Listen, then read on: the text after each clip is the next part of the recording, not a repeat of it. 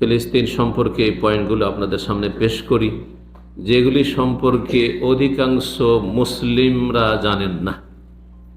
যেটা জেনে নেওয়া আপনার ইমানি ইসলামী একটি গুরুত্বপূর্ণ কাজ, এই সম্পর্কে আপনার জ্ঞান অর্জন করা। যদি জ্ঞান না থাকে তাহলে ফিলিস্তিনের যে সমস্যা সেটা তাদের সমস্যা, সেটা ভূমি নিয়ে সমস্যা, সেটা হচ্ছে দুনিয়ার পার্থিব হয়তো দ্বন্দ্ব লড়াই, যেমন অনেকে মনে করে থাকে। যদি আমাদের বড়রাই না জানে সে সম্পর্কে, তাহলে আমাদের কচিকাচা, আমাদের আগামী প্রজন্ম ছেলেমেয়েরা কি বা জানবে? সুতরাং আপনারা জানুন এবং প্রত্যেক মুসলিম নিজ নিজ ছেলে মেয়েদেরকে এই শিক্ষা দিন এই বিষয়গুলি, যে বিষয়গুলি নিয়ে আজকে আমি আলোচনা করব। আল্লাহ রাব্বুল আলামিন যেন আমাদেরকে এই বিষয়গুলি জেনে নিয়ে সে অনুযায়ী আমল করার তৌফিক দান করেন এবং সত্যিকারের বিজয় কোন পথে হাসিল হবে সেই বিষয়গুলি জেনে নিয়ে সত্যিকারের আল্লাহ রাব্বুল আলামিনের বিজয় হাসিলের জন্য নিজেদেরকে সচেষ্ট হওয়ার তৌফিক দান করুন। বিজয় শুধু মনের কামনা বাসনায় আসে না, বিজয় শুধু মিছিল বিক্ষোভ আন্দোলন করে আসে না। এসব পশ্চিমা কাফেররা আমাদেরকে শিখিয়েছে। বিজয় আসার জন্য যেসব শর্তগুলি রয়েছে ইনশাআল্লাহ তাআলা আগামী আলোচনাগুলিতে সে সম্পর্কে আলোচনা করব। সেগুলি সম্পর্কে অধিকাংশ মুসলিম উদাসীন, বরং তাদেরকে যদি বলা হয় তো ওইসবের ধারে কাছে নেই, ওইসবের ধারে না। বিজয় চাও কিন্তু বিজয়ের পথে চলতে চাও না। এ হচ্ছে মুসলিমদের বর্তমান অবস্থা। আল্লাহ রব্বুর সঠিক বুঝ দান করুন, সংশোধনে তৌফিক দান করুন। বাইতুল মুকাদ্দাস বা ফিলিস্তিন মুসলিমদের হাতে এসেছে। তার আগে রোমানদের দখলে ছিল, ইসলামের পূর্বে রোমানদের দখলে ছিল। রোমানদের যে পৃথিবীর মধ্যে দুটো আপনার পরাশক্তি সেই যুগের ছিল, তার একটি হচ্ছে রোমান শক্তি, আর একটি হচ্ছে পারস্য ইরানি শক্তি। জি, দুটোই বিজয় লাভ করেছেন মুসলিম জাতি বা মুসলিমগণ, সাহাবায়ে কেরামগণ, ওমর ফারুক রাদিয়াল্লাহু তাআলা আনহু, খলিফায়ে রাশেদের আমলে। তো এই ফিলিস্তিনে বা শাম দেশে, বৃহৎ শাম, যেই শাম কয়েক ভাগে আজকাল বিভক্ত হয়েছে, ছোট ছোট দেশ হয়ে।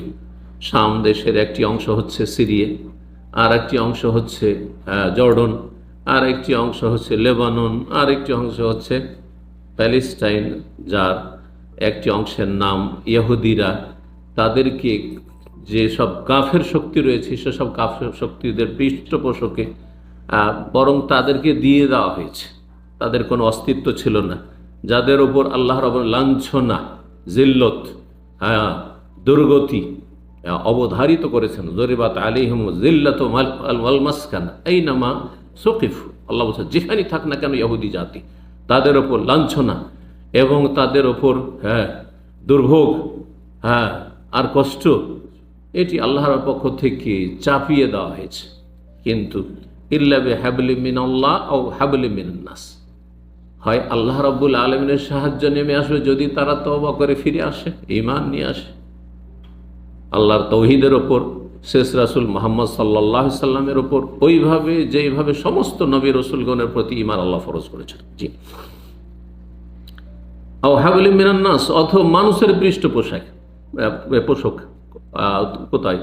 মানুষের পৃষ্ঠপোষকতায়। তো মানুষের কাফের শক্তির পৃষ্ঠপোষকতায় এই ইহুদি লাঞ্ছিত শক্তি এই মুসলিমদের হার্টের ওপর বসে রয়েছে। আপনার বুকের ওপর, আপনার কলিজার ওপর কেউ যদি বসে থাকে তো আপনার অবস্থাটা কেমন হবে?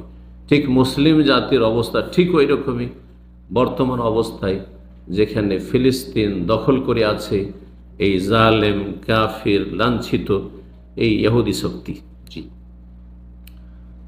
ওমর ফারুক রাদিয়াল্লাহু তাআলা আনহুর জামানায় শাম দেশে জিহাদ শুরু হয় 15 হিজরি শাওয়াল মাসে, মোতাবেক নভেম্বর 636 ঈসাই। নেতৃত্বে ছিলেন প্রধান হিসাবে আবু উবাইদা ইবনুল জাররাহ রাদিয়াল্লাহু তাআলা আনহু, আশরা মুবাশশারার অন্যতম। জি। এবং সেই জিহাদ চলতে থাকে এই ইসলামের বিজয়ের 16 হিজরি 15 হিজরি সওয়াল থেকে শুরু করে রবিউল আউয়াল মাস 16 হিজরি মোতাবেক 637 ঈসাই এপ্রিল মাস পর্যন্ত। কয় মাস হলো তাহলে? সওয়াল থেকে শুরু করে রবিউল আউয়াল, সওয়াল, জিলকাদা, জিলহিজ্জা, এদিকে 3 মাস, আর এইদিকে হচ্ছে 3 মাস, প্রায় 6 মাস ধরে। তারপরে আল্লাহ রাব্বুল আলামিনের পক্ষ থেকে সাহায্য নেমে আসে, বিজয় লাভ করেন মুসলিমরা। আর তারপর ওমর ফারুক রাদিয়াল্লাহু তাআলা সেখানে সশরীরে উপস্থিত হয়ে তাদের সাথে, কাফেরদের সাথে চুক্তি নামা স্বাক্ষর করেন। এই ছিল একটি বিষয়। দ্বিতীয় বিষয় যেটি বলবো, আর তার আগে একটি কথা, সেটি হচ্ছে যে ফিলিস্তিন সম্পর্কে আমাদের ছেলে মেয়েদেরকে যে জানাতে হবে, এই ক্ষেত্রে মনে রাখবেন যে সেখানে রয়েছে মসজিদে আকসা। যেই মোবারক মসজিদ হচ্ছে আমাদের ঈমানি সম্পর্কের মসজিদ, তার সাথে রয়েছে আমাদের ঈমানি সম্পর্ক। এটি হচ্ছে আমাদের সর্বপ্রথম সমস্যা, এটি হচ্ছে আমাদের সবচেয়ে বড় বিষয়, যেই ক্ষেত্রে মুসলিমদেরকে জানাতে হবে যে এটি তোমাদের দ্বীনের মৌলিক বিষয়। এই মর্মে প্রথম থেকে শুরু করি যে আমরা নিজেরা জানব, আমরা সকলকে জানাবার চেষ্টা করব যে ফিলিস্তিন হচ্ছে সমস্ত আম্বিয়া রসুলগণের এলাকা, আরদুল আম্বিয়া। বিশেষ করে ইব্রাহিম খলিলুল্লাহ আলাইহিস সালাতু ওয়াস সালামের পর থেকে শুরু করে যত নবী রসুল এসেছেন সবগুলি প্রায় ইব্রাহিম আলাইহিস সালামের বংশোদ্ভূত। ইব্রাহিম আলাইহিস সালামের বংশ থেকে অধিকাংশ আম্বিয়া রসুলগণ হচ্ছে বনু ইসরাইল, অর্থাৎ ইব্রাহিম আলাইহিস সালামের ছেলে ছিলেন কয়জন? 2 জন, ইসমাইল আর আরেকজন হচ্ছে ইসহাক। আর ইসহাকের ছেলের নাম কি ছিল? ইয়াকুব। এই ইয়াকুবের অপর নাম হচ্ছে ইসরাইল। সেখান থেকে যে বনি ইসরাইল মানে ইসরাইলের বংশধর। তো ইসহাক আলাইহিস সালামের বংশ থেকে অধিকাংশ আম্বিয়া রসুলগণ এসেছেন ইব্রাহিম আলাইহিস সালামের পরে। যেমন ইসহাক আলাইহিস সালামের ছেলে ইয়াকুব আলাইহিস সালামের ছেলে নবী ইউসুফ আলাইহিস সালাম, তারপরে জাকারিয়া, ইয়াহিয়া, মূসা, ঈসা, সমস্ত আম্বিয়া রসুলগণ এসেছেন এই বংশ থেকে। আর আম্বিয়াদের সাথে সম্পর্ক হচ্ছে মুসলিম উম্মার, কারণ সমস্ত আম্বিয়া রসুলগণ মুমিন মুসলিম ছিলেন। আর একটি আলোচনা গুরুত্বপূর্ণ, জরুরি, সেটা হচ্ছে প্রত্যেক নবী রসুল আদম আলাইহিস সালাম থেকে শুরু করে এবং তাদের যারা সত্যিকারের অনুসারী তারা সকলে মুসলিম, আর যারা অনুসারী নয় তারা যুগে যুগে কাফের, তাদের নাম থেকেছে। যারা ঈমান নিয়ে এসছে তাদের নাম মুমিন, বিশ্বাসী, আর যারা ঈমান নিয়ে আসেনি তাদের নাম হচ্ছে কাফের, অবিশ্বাসী, অমান্যকারী।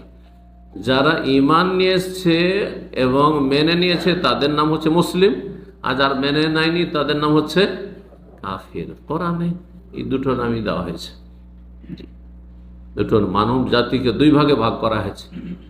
ঈমান নিয়ে এসে থাকে তো তাদের নাম হচ্ছে মুমিন মুসলিম, আর ঈমান যদি না নিয়ে এসে থাকে তাদের নাম হচ্ছে কাফের। অমুসলিম আজকাল বলা হচ্ছে নরম করে। আজকাল অধিকাংশ মানুষ কাফের বলতে চায় না, মনে করে কাফের বলে একটা গাল হয়ে গেল, এটা কোরআনের ভাষা কাফের বলা। অমুসলিম বলাটা হচ্ছে তাদের সাথে কিছু ছাড় দেওয়া, যা আল্লাহ ছাড় দেননি, রাসূলুল্লাহ সাল্লাল্লাহু আলাইহি ওয়াসাল্লাম ছাড় দেননি। কোরআনে কারিমে কোনো জায়গায় পাবেন না যে মুসলিম আর নন মুসলিম বলা হয়েছে। ভালো করে শুনে রাখেনি কথাটি। এই জন্য আজকালকার নতুন এটি পরিভাষা হচ্ছে অমুসলিম, কাফের। মুসলিম বিশ্বাসী, অবিশ্বাসী কাফের, কোনো গাল। আপনি বিশ্বাস করেন মুমিন মুসলিম, আত্মসমর্পণ করেন, আল্লাহর সামনে আত্মসমর্পণ করলেন, আমার রব যিনি, মুসলিম। আপনি বিশ্বাস করেন আপনি মুমিন, অবিশ্বাসী আপনি কাফের, অমান্যকারী, অমান্য করছেন আমি মানি না, কাফের। কাফের মানে অমান্যকারী, কোনো গাল নাই। ঠিক। ফিলিস্তিন হচ্ছে সমস্ত আম্বিয়া রসুলগণের দেশ। ইব্রাহিম আলাইহিস সালামের আসল বাড়ি ছিল কোথায়? ইরাকে। ইরাকে যখন বাবা সবচেয়ে বড় দুশ্মন, বংশের লোক দুশ্মন, মূর্তি পূজা করো না হলে বেঁচে থাকার অধিকার নাই, সেখান থেকে হিজরত করে কোথায় গিয়েছিলেন? এই ফিলিস্তিনে গিয়েছিলেন। ফিলিস্তিনে গিয়েছিলেন। তারপরে 3 নম্বর পয়েন্ট, লূত আলাইহিস সালামকে আল্লাহ রাব্বুল আলামিন যে তার আযাব থেকে রক্ষা করেছেন, আর তার জাতিকে যে সমকামী জাতি ছিল, নোংরা নিকৃষ্ট জাতি ছিল, অভিশপ্ত জাতি ছিল, আল্লাহর গজবপ্রাপ্ত জাতি ছিল, তাদেরকে কঠিন শাস্তি দিয়ে ধ্বংস করেছেন এই বদভ্যাসের কারণে, আর তার ওপর কুফরি, আল্লাহকে অমান্য করা, আল্লাহর দ্বীনকে অমান্য করা, নবীকে অস্বীকার করা, কুফরির অপরাধ, তার সাথে এই নোংরামি সমকামিতার অপরাধে এমনভাবে ধ্বংস করেছে, ওই জমিনকে আল্লাহ রাখেন, ধ্বংস করেছেন। আল্লাহ বলছেন যে লূত আলাইহিস সালামকে আমি কি করব? পরিত্রাণ দেব, এবং তার পরিবারে যারা ঈমানদার, তার মেয়েরা ঈমানদার ছিলেন, স্ত্রী কাফেরা ছিলেন, সেজন্য তার স্ত্রীকে কানাত মিনাল গাবিরিন, সেও ধ্বংসপ্রাপ্তদের অন্তর্ভুক্ত, তাকেও আল্লাহ ধ্বংস করেছেন। জি, আল্লাহর আযাব গজব অপরাধীকে ছাড়বেন না, সে অপরাধী যেখানকারই হোক না কেন, যে কোনো সম্ভ্রান্ত পরিবারের হোক না কেন, নবী রাসূলের পরিবারের হোক না কেন, স্পষ্ট প্রমাণ করে লূত আলাইহিস সালামের এই কাহিনী। লূত আলাইহিস সালাম সম্পর্কে আল্লাহ বলেছেন সূরা আম্বিয়ার 8 নম্বর 71-এ যে ওয়ানাজ্জাইনাহু ওয়া লূতান, ইব্রাহিম আলাইহিস সালামকে এবং লূত আলাইহিস সালামকে যে আমি জালেম কাফেরদের থেকে মুক্ত করেছিলাম, নাজাত দিয়েছিলাম, এবং লূত আলাইহিস সালামকে যে আযাব গজব নাযিল হয়ে সেই এলাকায়, সাদ্দুম এলাকায়, তার জাতির এলাকায় সে আযাব থেকে রক্ষা করেছিলাম, কোথায়? তাকে পৌঁছে দিয়ে এলাল আরদিল্লাতি বারাকনা ফিহা, সেই ভূমিতে তাকে পৌঁছে দিয়ে বা হিজরত করার নির্দেশ দিয়ে যাতে আমি বরকত নিহিত রেখেছি, বরকত রেখেছি। সেটি ছিল ফিলিস্তিন। 4 নম্বর বিষয় হচ্ছে দাউদ আলাইহিস সালাম। দাউদ আলাইহিস সালাম, তার দেশ ছিল ফিলিস্তিন। জি, এবং তিনি তার মেহরাব যেখানে বিশেষ ইবাদত বন্দী করতেন সেটি ছিল ফিলিস্তিনে। 5 নম্বর বিষয় সুলাইমান আলাইহিস সালাম, যে সেই যুগের পৃথিবীর রাজত্ব মালিক ছিলেন তিনি, এবং শুধু মানুষের উপর তার রাজত্ব ছিল না, তার রাজত্ব ছিল পশু পাখির ওপর, এবং জিনরা তার অধীনস্থ ছিল। তার রাজধানী ছিল ফিলিস্তিন। তিনি রাজত্ব করেছেন পৃথিবীর কোত্থেকে? ফিলিস্তিন থেকে। এবং এই সুলাইমান আলাইহিস সালাম সম্পর্কে সূরা নামলে যে কাহিনী বর্ণনা করা হয়েছে তাতে রয়েছে হুদহুদের কাহিনী, আর রয়েছে তাতে সেই পিপিলিকার কাহিনী। জি, একবার সুলাইমান আলাইহিস সালাম যাচ্ছেন, তার সেনাবাহিনী সবকে, সাথী সঙ্গীদেরকে নিয়ে, আর সামনে রয়েছে পিপিলিকার বাসা, পিপিলিকার বাসা। তখন একটি পিপিলিকা কথা বলছে, আমাদের সামনে পিপিলিকা কথা বলছে, সতর্ক করছে জাতিকে, আমরা তো জানতে পারবো না যে কি করছে না করছে, কিন্তু সুলাইমান আলাইহিস সালাম ভাষা বুঝতেন।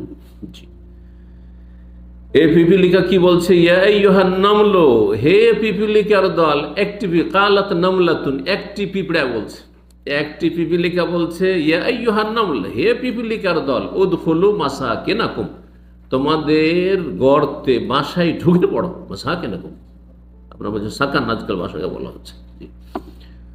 লা ইয়াহতিমান্নাকুম সুলাইমান ওয়া জুনুদুহুম লা ইয়াশউরুন, সুলাইমান এবং তার সেনাবাহিনী তোমাদেরকে না বুঝতে পারবে না যে এখানে পিপিলিকার বাসা আছে, এত ভিড় ভাড়ে যাচ্ছে, হাজার হাজার সেনাবাহিনী নিয়ে পায়ের তলায় তোমাদেরকে দলে দিয়ে শেষ করে দিবে, শেষ হয়ে যাবে তোমরা সব। এই এলাকা হচ্ছে ফিলিস্তিনে, আসকালান নামক একটি শহর রয়েছে তার পাশে, ফিলিস্তিনে এই জায়গা।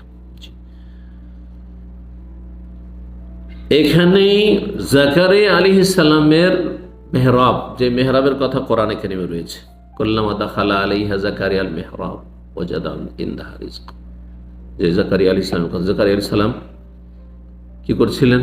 তিনি মেহরাবে এবাদবন্দি করছিলেন। তারপরে মারিয়াম আলাইহিস সালামের কথা যে ঘটনা রয়েছে, তো জাকারিয়া আলাইহিস সালাম মেহরাবে এবাদতবন্দি করতেন, আর সেখানে দোয়া করেছেন, নিঃসন্তান ছিলেন, সন্তানের জন্য দোয়া করেছেন, সেই মেহরাবের কথা কোরআনে কারিমে রয়েছে। সূরা আলে ইমরান আয়াত নম্বর 37 রয়েছে। মূসা আলাইহিস সালাম, মূসা আলাইহিস সালাম তার জাতি বনি ইসরাইল। মূসা আলাইহিস সালাম তো মূলত ফিলিস্তিনের লোক, পূর্বপুরুষ ফিলিস্তিনের, কিন্তু তিনি কোথায় তার বাল্য জীবন, আর কোথা থেকে তিনি হিজরত করে চলে আসলেন ফেরাউনের ধ্বংসের পর? কোত্থেকে? মেসর থেকে। তো মেসরে কি করে মূসা আলাইহিস সালাম পৌঁছলেন? ফিলিস্তিন থেকে। ওই যে ইউসুফ আলাইহিস সালাম মিশরের রাজত্ব ক্ষমতা হাতে পেয়েছিলেন, ইউসুফ আলাইহিস সালাম চলে গেলেন, আর সেখানে সে বংশ বৃদ্ধি হইতে থাকে বনি ইসরাইলের। আর তারপরে মূসা আলাইহিস সালামের জামানা আসলো। জি, ফেরাউনকে কোন জ্যোতিষী বলল যে তোমার রাজত্বের পতন ঘটবে এই বনি ইসরাইলের একটি বালকের মাধ্যমে। সেই জন্য কত হাজার হাজার ছেলে সন্তানকে হত্যা করেছিল ফেরাউন। শেষ পর্যন্ত ফেরাউন ধ্বংস হইল। মূসা আলাইহিস সালাম সেখান থেকে বেরিয়ে আসলেন, আর তারপরে জাতিকে বললেন যে চলো, তোমরা তো আমার প্রতি ঈমান নিয়ে এসছো, নিজের বংশের লোকেরা, চলো তোমরা একটু হিম্মত করো, আমাদের পূর্বপুরুষের যে মোবারক ভূমি, বরকতপূর্ণ ভূমি রয়েছে, সেই ভূমিতে আমাদেরকে যেতে হবে, সেখানে গিয়ে আমাদেরকে বসবাস শুরু করতে হবে। কিন্তু সেখানে একটি জালেম এবং জবরদস্ত একটি শক্তিশালী জাতি সেখানে রাজত্ব করছে। এদের বিরুদ্ধে কেমন করে লড়াই করবো? আমরা যেতে পারবো না। কাপুরুষ এই জাতি ইসরাইল শুধু গাদ্দারি করেছে, খেয়ানত করেছে, নাফরমানি করতে থেকেছে। মাত্র 40 দিনের জন্য গেছেন মূসা আলাইহিস সালাম তাওরাত নিতে, এরা বাছরের পূজা শুরু করে দিয়েছে। তো নবী মূসা আলাইহিস সালাম বেঁচে থাকতে যদি এরকম অবস্থা হয়, আর মূসা আলাইহিস সালামের জীবদ্দশা মূসা বলছেন চলো, আল্লাহ সাহায্য নেমে আসবে, জিহাদে চলো, বলছেন না যেতে পারবো না। মূসা ইযহাব আনতা ওয়া রাব্বুকা ফাকাতিলা, তুমি যাও, তোমার আল্লাহ যাক। নাউযুবিল্লাহ। ইযহাব আনতা ওয়া রাব্বুকা, তুমি আর তোমার রব যাও, আর তার লড়াই করো, পিছনে আমরা দেখছি। যখন দেখবে যে দেখবো আমরা যে বিজয়ী হয়ে গেছো তুমি, আর সেখান থেকে তাদেরকে তাড়িয়ে দিতে পেরেছো, তখন আমরা ঢুকবো।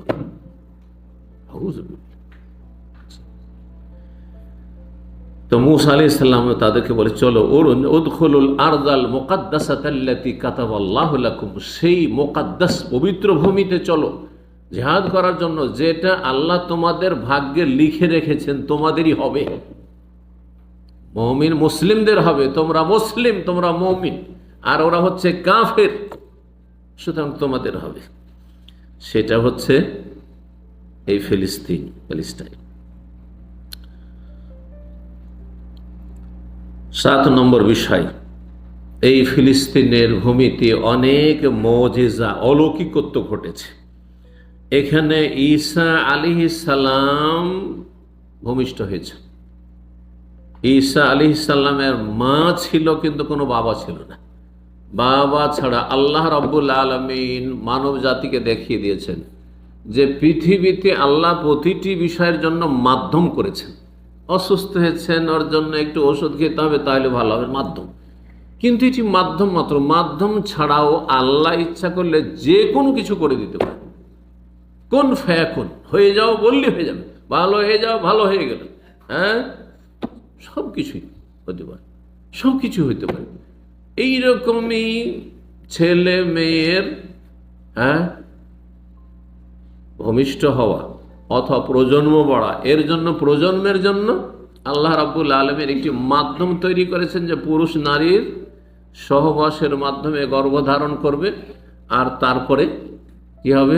প্রজন্ম বাড়াবে। কিন্তু আল্লাহ দেখিয়ে দিয়েছেন, দেখো আমি পুরুষও নেই, নারী নেই, আদম আলাইহিস সালামকে সৃষ্টি করে দেখিয়ে দিলাম বিনা মাধ্যম। তারপরে পুরুষ আছে কিন্তু নারী নেই, তাও দেখিয়ে দিলাম। আদম আলাইহিস সালাম আছে কিন্তু কোনো মহিলা নেই, সৃষ্টি করে দিলেন আল্লাহ রাব্বুল কাকে?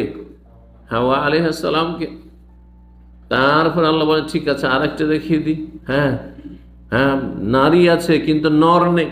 হ্যাঁ, নারী আছে কিন্তু নর নেই, পুরুষ নেই। হ্যাঁ, ঈসা আলাইহিস সালামের মা মারিয়াম আছে কিন্তু তার স্বামী নেই। হ্যাঁ, কুমারী, বিবাহ হয়নি। দেখো আমি দেখি গর্ভ ধারণ করলো কিভাবে মারিয়াম আলাইহিস সালাম, কুন ফায়াকুন।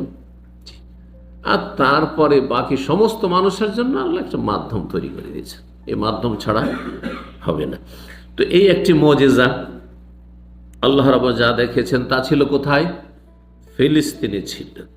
এই ফিলিস্তিন থেকে ঈসা আলাইহিস সালামকে আল্লাহ রাব্বুল আলামিন 7 আসমানে উঠিয়েছেন। তার কথাও কোরআনে কারিমে বর্ণনা করা হয়েছে।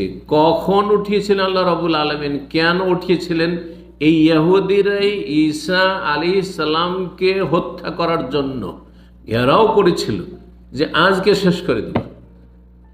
আল্লাহ রাব্বুল আলামিন এই ইহুদিদের অনিষ্ট থেকে রক্ষা করেছে। ইহুদিরা বহু নবী রাসূলকে খুন করেছে, এমনকি ঈসা আলাইহিস সালামকে খুন করার জন্য তারা উঠে পড়ে লেগেছিল। আল্লাহ বলছেন ওমা কাতালুহু, এখনো খ্রিস্টান বিভ্রান্তদের ভ্রান্ত আকীদা যে ঈসা আলাইহিস সালামকে শুলে চড়ানো হয়েছে, তাই না?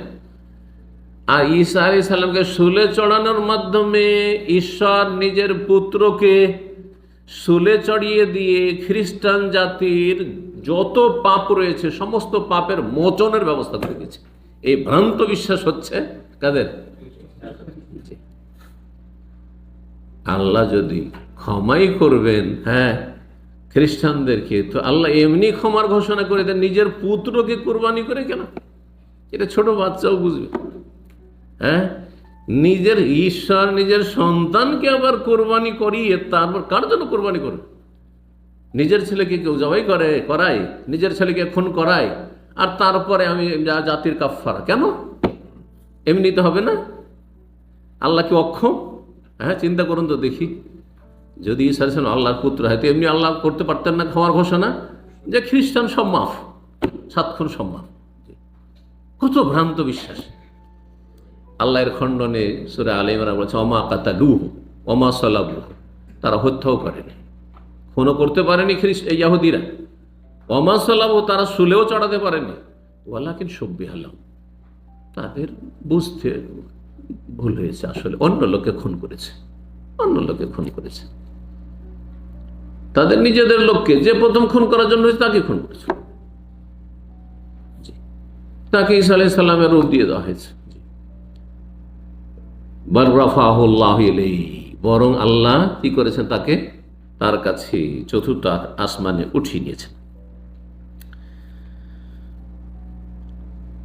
8 নম্বর বিষয়, মারিয়াম আলাইহিস সালাম যখন গর্ভধারণ করলেন, তারপরে যখন পূর্ণতা লাভ করলো, এখন বাচ্চা ভূমিষ্ঠ হবে, সেই সময় এক সময় এই মারিয়াম আলাইহিস সালাম যখন তার কক্ষে বন্ধ ছিলেন, তার কাছে গায়েব থেকে আনসিজন ফলমূল আসতো, আনসিজন ফলমূল আসতো। সেই মারিয়াম আলাইহিস সালাম পেটে যখন গর্ভধারণ করলেন, তখন আল্লাহ রাব্বুল আলামিন আনসিজন ফলমূল দিতে পারতেন না, দিতে সক্ষম, কিন্তু কেন দিলেন না? এখন বাচ্চা হয়েছে, একেবারে ক্ষীণ অবস্থায়, অসুস্থ অবস্থায়, রুগ্ন হয়ে, প্রচণ্ড খিদা লেগেছে।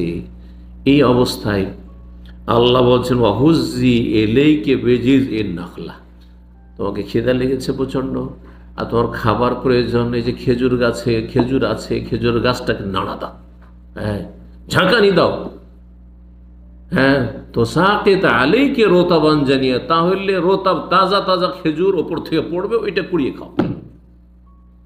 যে আল্লাহ ওখানে এমনিতে খেতে দিচ্ছেন, ওইটা আল্লাহ এখানে কেন করলেন? তাফসীরকাররা বলেছেন যে ওই সময় যখন গায়েব থেকে এমনিতেই খাবার আসছিল, তখন মারিয়াম আলাইহিস সালামের ভালোবাসা মহাব্বত শুধুমাত্র আল্লাহর সাথে ছিল, শুধুমাত্র আল্লাহর সাথে ছিল। কিন্তু এখন বাচ্চা যখন ভূমিষ্ঠ হয়েছে, তখন বাচ্চার ভালোবাসা তো বুঝতে পারেন, ছেলে মেয়েদের ভালোবাসা, তো এইখানে বাচ্চা একটা বড় অংশ পেয়ে গেছে ভালোবাসার। আল্লাহ বলছে ঠিক আছে, এখন একটু খেটে খাও, হ্যাঁ ঝাঁকানি দাও আর তারপর ওপর থেকে পড়বে, তখন কুড়িয়ে খাও। তো এই ঘটনা কোথাও ঘটেছে? হ্যাঁ, ফিলিস্তিনে ঘটেছে। জি। 9 নম্বর বিষয়, শেষ জামানে যখন কিয়ামত কাছে আসবে, ঈসা আলাইহিস সালাম আসমান থেকে নেমে আসবেন সাদা মেনারার পাশে, সহিহ মুসলিমের 5228 নম্বর হাদিস, এবং সেখানে এসে দাজ্জালকে তিনি হত্যা করবেন। সেটি ফিলিস্তিনে, সেটি প্যালেস্টাইনে। 10 নম্বর বিষয়, আবু দাউদ, নাসাই, তিরমিজি, ইবনে মাজাহ রয়েছে, মুসনাদ আহমদে রয়েছে যে এই ফিলিস্তিন বা শাম দেশ হচ্ছে আরদুল মাহশার ওয়াল মানশার, এটি হচ্ছে হাসর, এখানে মানুষের হাসর হবে। সেই হাসর নিয়ে ওলামাদের ইখতিলাফ রয়েছে, সেটা পৃথিবীর পার্থিব হাসর নাকি পরকালের আখিরাতের হাসর। গবেষকরা বলেছেন এটা পৃথিবীর হাসর, দুনিয়া ধ্বংস হওয়ার আগে, যখন পৃথিবী ফিতনায় ভর্তি হয়ে যাবে, তখন পৃথিবীর মধ্যে ফিতনামুক্ত ভূমি শাম দেশ থেকে যাবে। নবী সাল্লাল্লাহু আলাইহি সাল্লাম ভবিষ্যৎবাণী করেছেন, এবং নবী সাল্লাল্লাহু আলাইহি সাল্লাম সাহাবায়ে কেরামদের যারা উপদেশ চেয়েছেন যে কোন জায়গায় আমরা গিয়ে আশ্রয় নেব, বলেছেন আলাইকুম বিআরদিশ শাম, শাম দেশে তোমার আশ্রয় নিয়ে। তো এই শাম দেশ ফিলিস্তিন। জি।